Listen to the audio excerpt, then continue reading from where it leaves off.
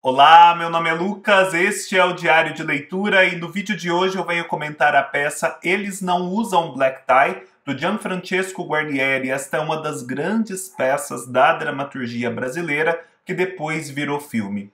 Como este é um vídeo mais extenso, eu vou deixar na descrição e aqui na divisão do YouTube o momento a partir do qual eu vou começar a falar a respeito de cada assunto. A princípio eu vou dar um contexto geral de quando surge esta peça, depois eu vou dar uma resumida no enredo dela para que vocês possam entender do que se trata.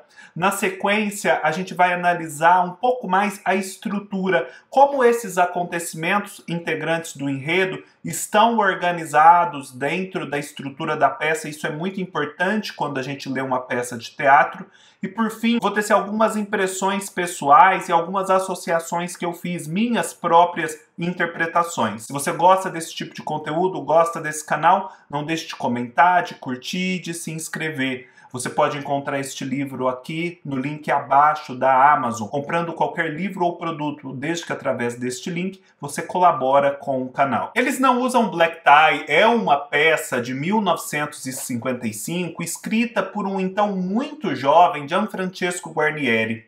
O Gianfrancesco Guarnieri, além de dramaturgo, além de ter escrito Eles Não Usam Black Tie e várias outras peças, ele foi um grande ator, um ator de novelas, um ator conhecido do público que chegou a integrar o elenco da Rede Globo. O rosto dele é muito conhecido, eu tenho certeza de que muitos de vocês já o assistiram em algum programa.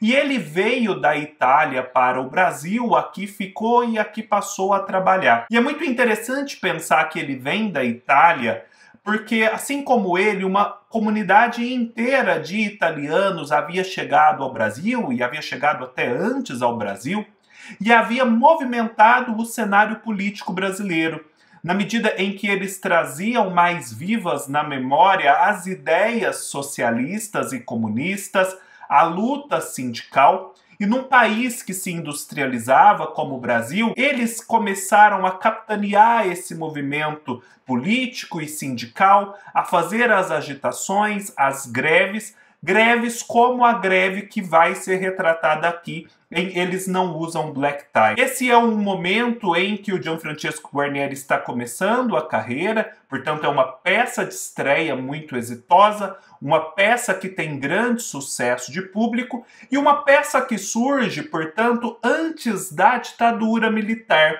mas que vai depois, através do filme, encontrar ecos nessa ditadura e fazer um pouco o comentário dela e do que aconteceu então. Existia dentro da cena teatral brasileira todo um movimento de levar o teatro às massas, de tornar o teatro mais acessível, o teatro mais brasileiro, de fazer com que esse teatro comentasse a situação do homem brasileiro naquele momento. Um teatro mais brechtiano, épico. Esse movimento, também conhecido como dramaturgia nacional popular, é melhor comentado por mim num vídeo que eu fiz para um outro expoente dele, que é o Dias Gomes.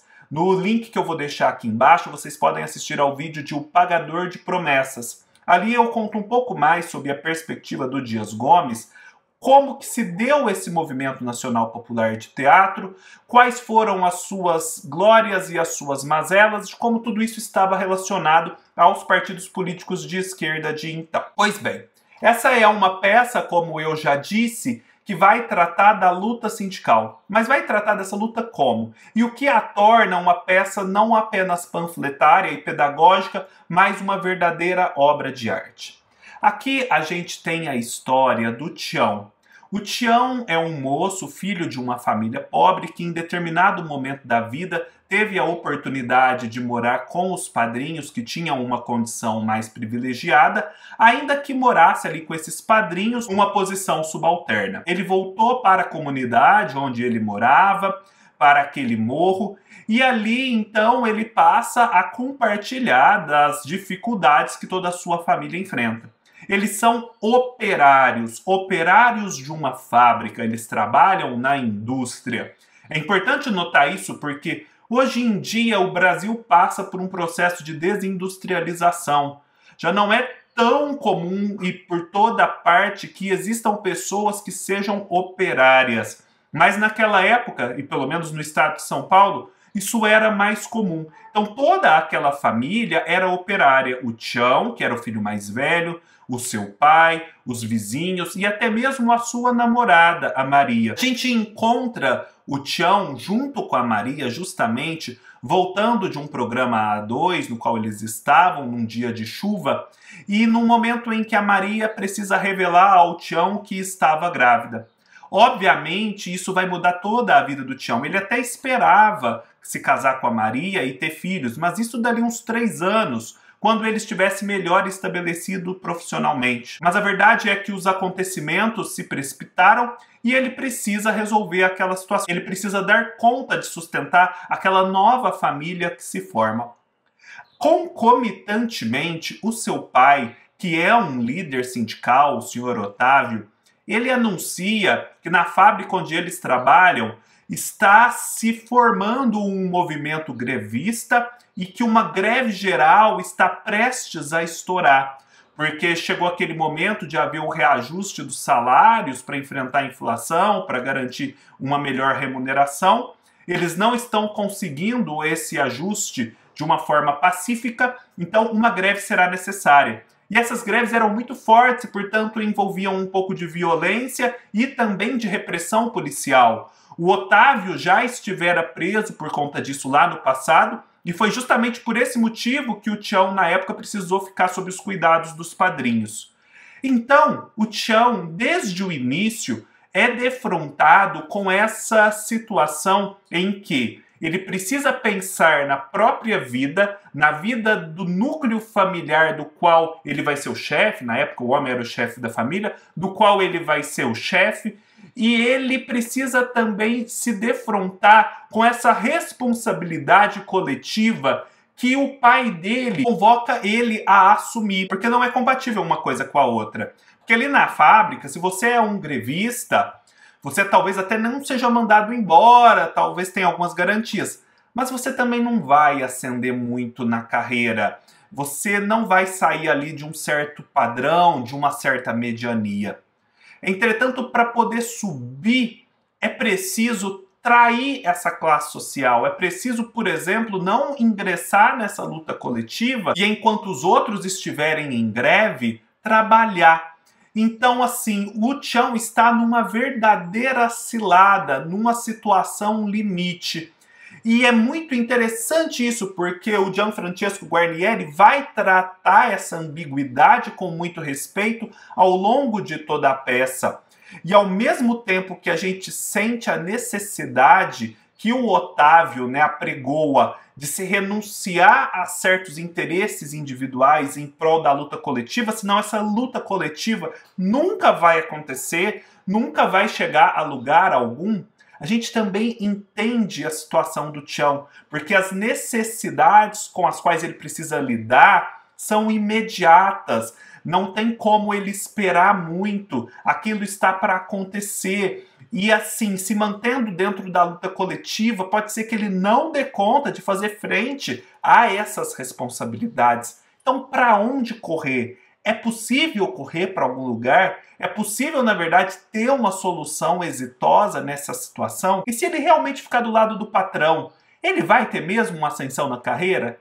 A que ele tiver a ascensão vai ser suficiente também? Ou no final das contas ele vai continuar na mesma vida complicada e difícil, apenas com a ilusão de que está numa posição levemente superior?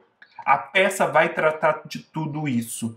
Ao mesmo tempo que vai nos fazer um retrato daquela sociedade, daquela família. Existe a mãe do Tião, a Romana, que é uma dona de casa muito enérgica, é uma mulher que movimenta ali a vida da família com um pulso firme, que segura as pontas quando as dificuldades se apresentam.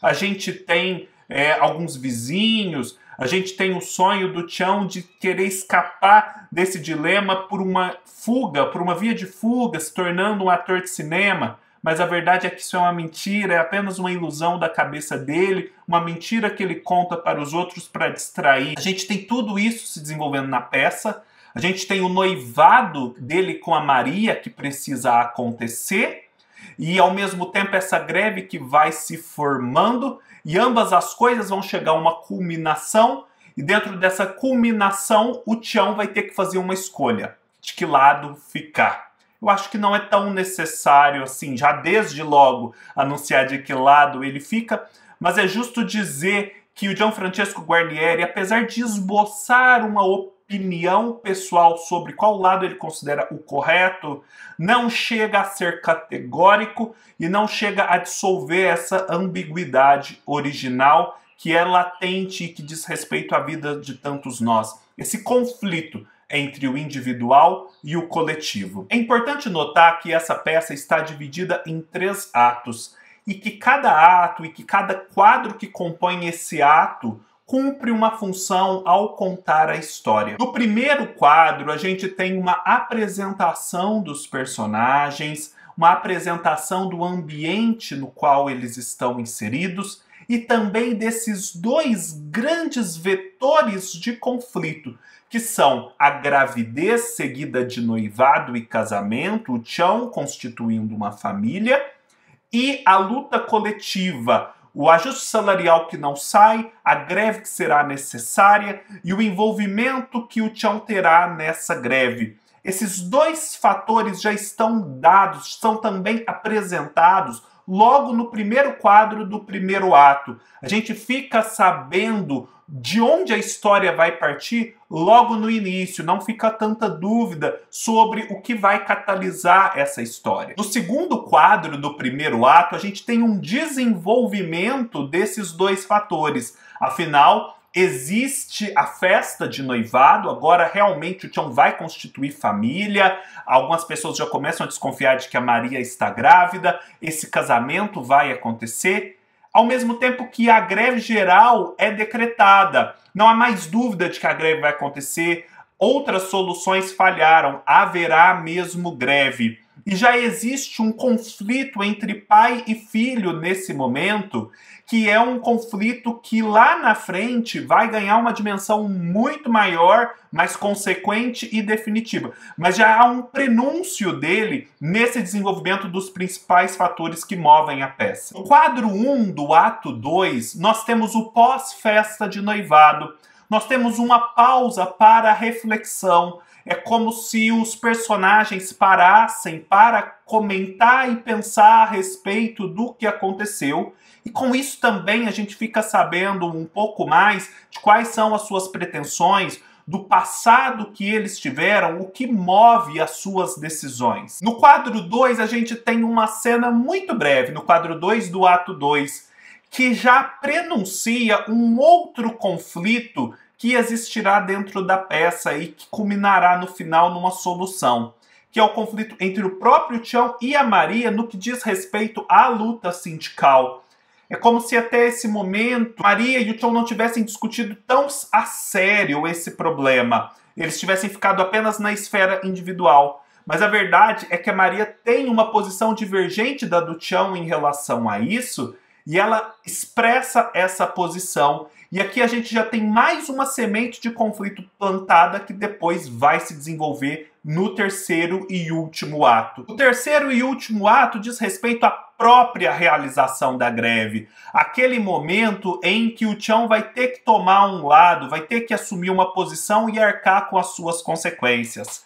E é muito interessante porque a gente não vê na peça a greve sendo retratada. Talvez até porque em cena isso fosse mais difícil de se construir, fosse mais difícil de ser verossímil todo esse movimento coletivo. É algo mais fácil de se fazer no cinema e que será feito de fato no filme de 1981.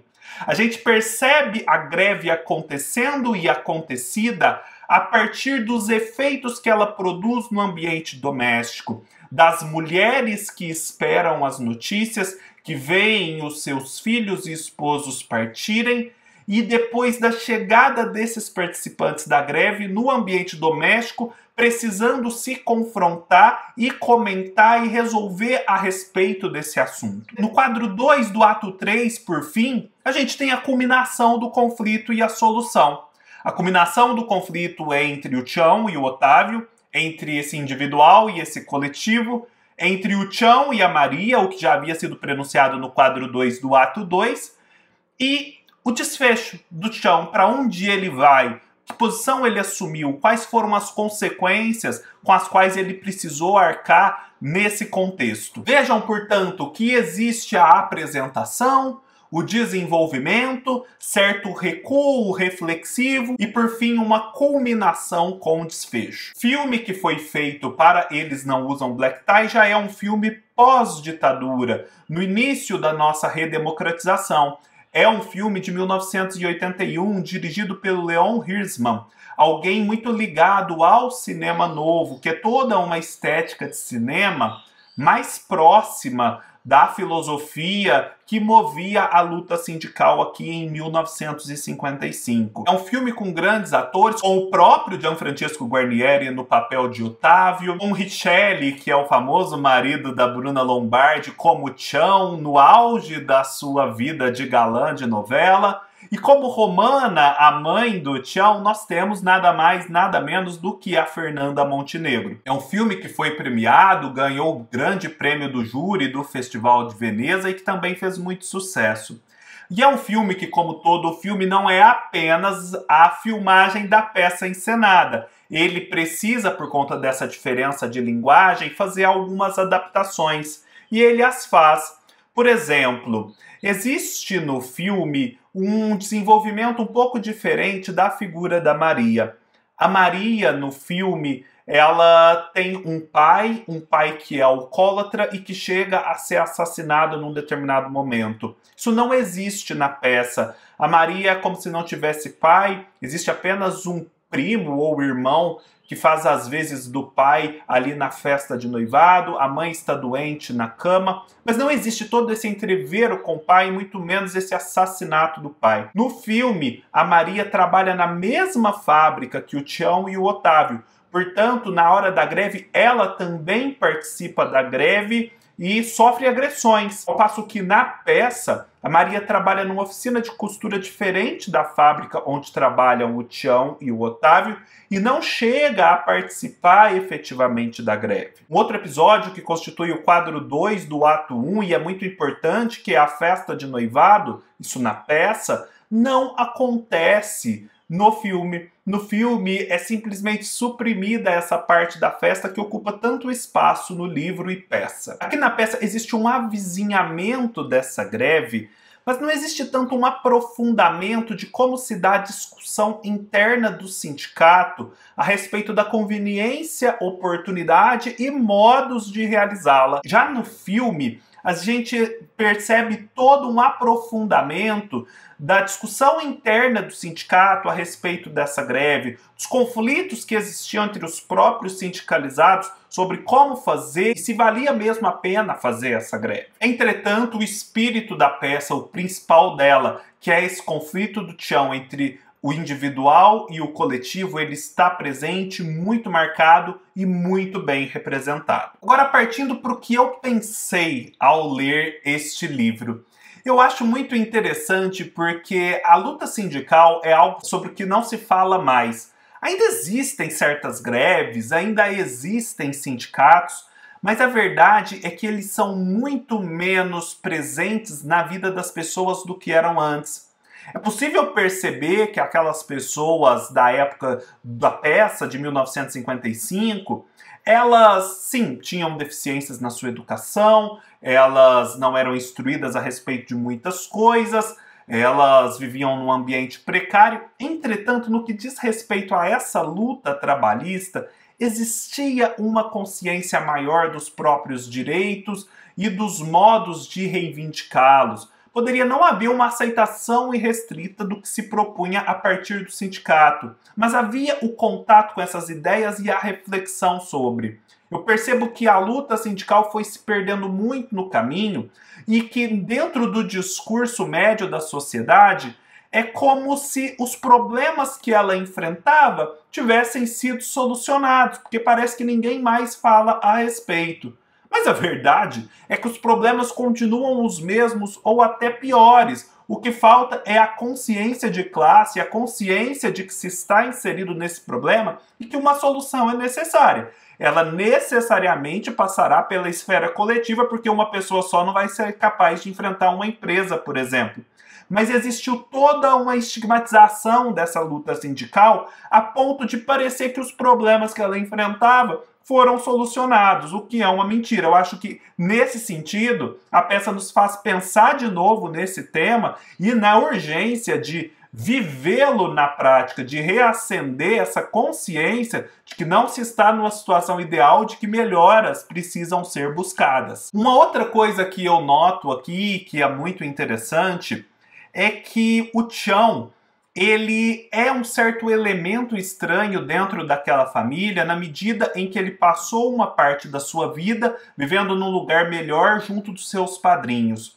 E por isso ele tem uma visão que destoa daquele coletivo. Aí a pergunta que a gente faz é: será que o Chão enxerga coisas que os seus familiares e Otávio não enxergam? Ou são os familiares do Chão e Otávio que enxergam coisas que o Chão não enxerga? Ou seja, o fato de o Chão ser um outsider lhe dá uma visão privilegiada ou tapa a sua vista para coisas que ele deveria ver? Eu acho que a ambiguidade da peça também se estabelece dessa forma. Uma outra questão é a questão do rompimento para a ascensão de classe. A gente percebe aqui que o Tião terá que romper, terá que enfrentar adversidades, fazer inimigos se ele quiser ascender de classe. Ainda que não tenhamos muita certeza se o método empregado por ele, ou seja, puxar saco do patrão, vai ser mesmo suficiente para isso. Mas esse tema não é um tema que é só do Tião. Ele já apareceu em outros lugares da literatura, inclusive em livros que eu comentei em vídeo aqui no canal. A Annie Ernaux e o Didier Eribon e também o Edouard Louis são escritores que vêm de zonas operárias francesas e que ascenderam socialmente pela via dos estudos. E é muito perceptível nas reflexões que eles tecem a respeito das próprias vidas, principalmente o Edouard Louis e o Didier Eribon, como para ascender socialmente foi meio que preciso romper de um modo um pouco traumático com essa classe social de origem. E aí eu lanço a pergunta: será que toda ascensão de classe necessariamente passa por esse conflito, por essa oposição à classe de origem? Ou é possível uma via mais suave, mais orgânica e sem conflito? Isso é necessário ou não? Sempre acontece ou não? Não sei se sempre acontece, mas parece que acontece bastante. Um outro ponto que é possível levantar aqui, principalmente a partir da perspectiva da Maria, é o ponto da felicidade. Mais vale ser feliz entre os pobres ou infeliz entre os ricos? Porque a Maria tem esse discurso: eles são pobres, eles enfrentam dificuldades, mas eles são felizes ali juntos. E se ela for para um outro lugar, se tornar um pouco mais rica, ela será infeliz, ela não terá a mesma dinâmica, o mesmo trânsito social que ela tem ali no morro. Então, mas há de ser feliz entre os pobres ou infeliz entre os ricos? Essa felicidade entre os pobres é verdadeira felicidade ou é uma maquiagem para uma infelicidade maior que advém da pobreza? Quais são essas fronteiras entre a felicidade e a infelicidade? Por fim, um outro tema, que surge na peça com muita força é o de como a gravidez precipita os acontecimentos e catalisa os conflitos dentro da esfera individual e coletiva. A gravidez surge naquele momento como uma inevitabilidade em que uma família precisará ser constituída, os planos que se tinha precisarão ser jogados para o alto ou muito acelerados, mas sem os recursos necessários para acelerá-los, de modo que muitas vidas, muitas trajetórias parecem, em determinados sentidos, frustradas por conta dessa gravidez. Então aqui a gente tem o tema de como a gravidez ela é sensível entre as classes mais pobres, de como ela é um fator também que surge ali e que colabora para mantê-los naquela esfera social. A gente não está falando que os mais pobres não podem engravidar, não é isso. Mas a verdade é que ela tem consequências mais severas e mais difíceis para os mais pobres do que para os mais ricos. É como se os mais ricos conseguissem viver todos os outros aspectos da sua vida, independentemente do fato de haver uma gravidez precoce. Ao passo que os mais pobres, uma vez grávidos, pensando assim no casal, eles terão que fazer renúncias sérias, e essas renúncias inevitavelmente os manterão naquela mesma classe social. Enfim, pessoal, esses são temas que eu pensei, que eu levantei a partir dessa leitura, que é tão interessante e que faz um retrato tão bacana de um período histórico. Como é bom fazer o retrato de um período histórico quando se está vivendo ele. A gente não sabe quando aquilo deixará de ser presente, passará a ser passado. A luta sindical, que na época era tão comum, hoje se tornou quase uma peça de museu, uma relíquia arqueológica. Quem diria? Que bom que existe uma peça que fez o seu retrato. É isso. Se você chegou aqui até esse ponto do vídeo, eu convido você a apoiar o canal. Se torne membro lá no Apoia-se, conheça mais a respeito de como funciona essa parceria e com isso você também se torna membro do Clube de Leitura de Contos, Novelas e Peças de Teatro. Todas as informações vão estar aqui no link abaixo. Um abraço, até mais!